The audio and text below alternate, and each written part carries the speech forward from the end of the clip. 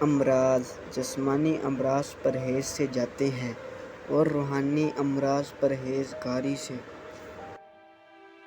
مومن وہ نہیں جس کی محفل پاک ہو، مومن وہ ہے جس کی تنہائی پاک ہو۔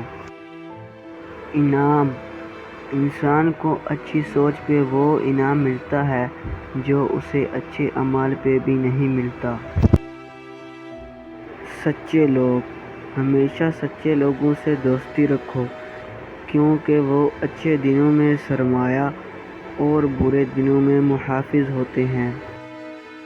علم وہ نہیں جو آپ نے سیکھا ہے، علم تو وہ ہے جو آپ کے عمل و کردار سے ظاہر ہو۔ شکوہ انسان کو اس کی برائیوں سمیت قبول کرنے والا ہی اس کا سچا دوست ہوتا ہے کیونکہ خوبیاں تو دشمن کی بھی متاثر کرتی ہیں۔ مسکراہٹ لوگوں کے سامنے مسکراتے رہا کرو اور اللہ کے سامنے گر گرا کر دیا کرو کیونکہ دنیا مسکرانے والوں کو پسند کرتی ہے، اللہ رونے والوں کو۔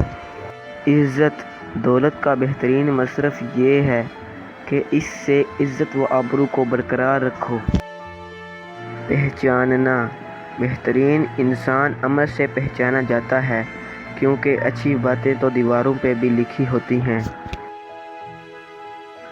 راستہ تم پانی جیسے بنو جو اپنا راستہ خود بنا لیتا ہے، پتھر جیسے مت بنو جو دوسروں کا راستہ بھی روک لیتا ہے۔ دوست جو شخص تمہارا غصہ برداشت کر لے اور وہ ثابت قدم رہے تو وہ تمہارا سچا دوست ہے۔